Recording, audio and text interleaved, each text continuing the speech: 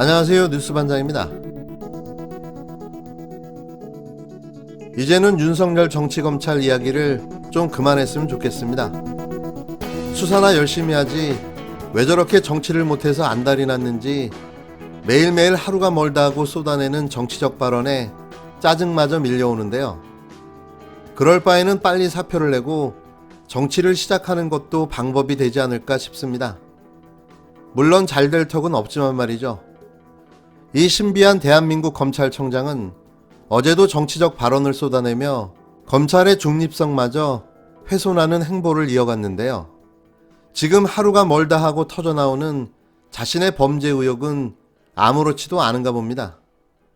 한때는 잠시나마 그를 우직한 정의의 검사로 생각했던 때가 있었죠. 완벽하게 속은 거였지만 말입니다.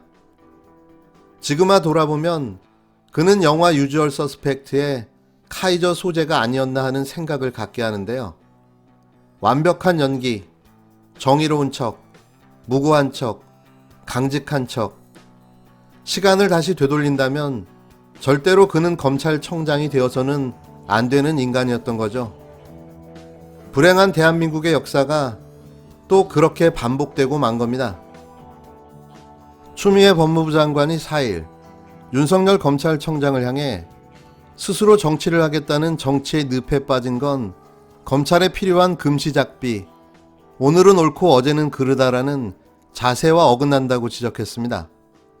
추 장관은 이날 오후 국회에서 열린 예산결산특별위원회 전체회의에서 윤 청장이 야권 대선 후보로 거론되고 본인도 정치 행보를 해 검찰의 정치적 중립을 훼손하고 있다는 양기대 더불어민주당 의원 질의에 이같이 답했는데요. 그는 지금 금시작비라는 단어가 떠오른다. 어제 잘못을 오늘 비로소 깨닫는다는 자세가 필요하다고 본다고 말문을 연 뒤 이렇게 밝혔습니다. 추 장관은 이명박 전 대통령에 대한 법원의 엄중한 판단으로 그간 특별검사와 검찰이 무엇을 했냐는 국민의 질타가 있다며 청장도 해당 수사에 무관하다고 할 수 없는 관여자로 권력과 유착된 과거 검찰의 잘못을 오늘 깨닫는 자세가 필요하다고 힘줘 말했는데요. 윤 청장 최근 행보에 담긴 목적에도 의구심을 드러냈습니다. 추 장관은 윤 청장의 정치적 언행이나 행보가 국민적 우려와 의혹을 낳고 있다면서 특정한 목적을 가지고 검찰권을 남용하지 않느냐는 우려에 휩싸여 있다고도 지적했는데요. 이어 정부를 공격하거나 정권 흔들기 하는 것이 살아있는 권력 수사라고 미화돼선 안 된다고 생각한다고 강조했습니다. 그러면서 앞으로 검찰이 스스로 국민 신뢰를 회복하는 길로 잘 안내하도록 하겠다며 검찰 개혁에 속도를 내겠다고 밝혔는데요. 윤 청장은 지난 3일 충북 진천 법무연수원에서 열린 신임 부장검사 교육에서 살아있는 권력 비리를 눈치 보지 않고 공정하게 수사하고 사회적 약자를 보호하는 검찰을 만드는 게 검찰 개혁이라는 취지로 말했습니다. 검찰 제도가 프랑스 혁명 이후 공화국 검찰이 시작됐다고 언급한 뒤 국민이 나라의 주인이라는 공화국 정신에서 탄생한 만큼 국민 검찰이 돼야 한다면서 국민에게 위임받은 권력 비리에 대해 엄정한 법 집행을 해야 한다고 강조하기도 했는데요. 매 순간이 숨쉬는 것 빼고는 진실하게 느껴지는 대목이 없습니다. 말로는 법과 원칙, 국민 타령을 쏟아내고 있지만 정작 그에게는 법도 원칙도 국민도 정의도 없는데요. 숨겨왔던 비리들만 하나둘씩 수면 위로 떠오르고 있는 거죠. 감춰진다고 감춰지는 게 아닙니다. 숨긴다고 숨겨지는 것도 아니고요. 검찰청장 임기 절반을 넘은 시점에서 본격적인 검찰청장 내임덕이 시작된 거죠. 권력으로 눌러왔던 자신의 비위가 세상을 향해 솟아오르고 있습니다. 이강세 전 광주 MBC 사장이 김봉현 씨가 민주당 기동민 의원에게 수천만 원을 전달하는 걸 직접 봤다고 검찰에 진술한 사실이 SBS 취재 결과 확인됐습니다. 김봉현 씨는 옥중서신에서 라임 사태와 관련해 정치인에게 로비한 적이 없다고 주장했는데 이와 정반대 진술이 나온 겁니다. SBS가 또 시작했습니다. 지난 추미애 법무부 장관 아들 군휴가 의혹을 매일매일 실시간 특종과 단독으로 보도하며 별일도 아닌 일을 엄청난 게이트로 키웠었는데요. 이어진 라임 사태를 여당과 연결지으며 이낙연 대표 등 민주당 국회의원들의 연루설을 역시 특종과 단독으로 보도했었습니다. 하지만 이내 김봉현 전 회장의 옥중 편지가 공개되면서 상황은 역전됐는데요. 이때는 또 침묵으로 일관하며 마치 아무 일도 없었던 것처럼 숨을 고르며 딴청을 부렸는데요. 걔가 뭘 참지 이대로 있을 SBS가 아니었죠. 4일 또 아니면 말고식 카더라 단독 보도를 시작했는데요. 참 대단합니다.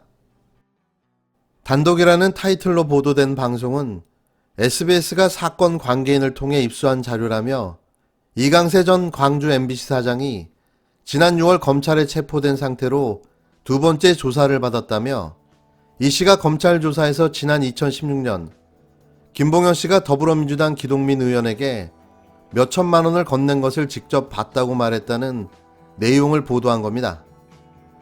이 씨와 기 의원이 함께 있는 자리에서 김 회장이 직접 금품을 건넸다는 보도였는데요. 이 보도는 이 씨가 시기와 장소 등 구체적인 내용은 다음에 진술하겠다고 검찰에게 말했다고 보도했습니다. 그러니까 구체적인 시기와 장소가 없는 일방적인 주장인 거죠. 증거 능력으로 보기에는 미심쩍은 부분도 많고 당사자들 간의 확인도 필요한 내용으로 이걸 마치 사실인 양 보도하는 것 자체가 문제가 있어 보이는데요. 이미 이 씨는 강기정 전 청와대 정무수석에게 5천만 원을 청와대에서 만나서 줬다고 진술해 그의 진술 자체가 허위임이 드러난 바가 있습니다. 이런 자의 조서를 인용해 또다시 여당 국회의원 연루설을 단독으로 보도했는데요. 전 SBS의 저희가 무엇인지 정말 궁금합니다.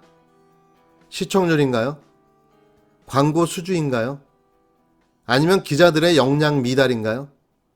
속이 다 들여다보이는 이런 뉴스 그만 특종하고 단독하시기 바랍니다. 언제까지 소설 쓰고 앉아서 국민들을 호도하고 헷갈리게 할 건가요? 뉴스의 기본은 진실입니다. 뭐가 좀 정확하게 확인되면 그때 단독을 하던 특종을 하던 하시기 바랍니다. SBS의 단독과 특종은 이제 믿을 수가 없네요. 양치기 소년입니까? SBS는 이 밖에도 이강세 사장이 또 다른 법여권 인사 A씨가 김봉현 회장에게 돈을 빌린 적이 있다는 얘기도 전에 들었다고 보도했는데요. 이 역시 카더라인 거죠. 더 웃긴 건 직접 본 것이 아니라서 구체적인 액수는 알지 못한다고 했다는데요. 이거 정말 뉴스는 맞습니까? 이런 뉴스는 저도 하겠습니다. 카더라로 시작해서 카더라로 끝나는 SBS 단독 카더라. 소설을 쓰지 말고 뉴스를, 진실을 알려주시기 바랍니다.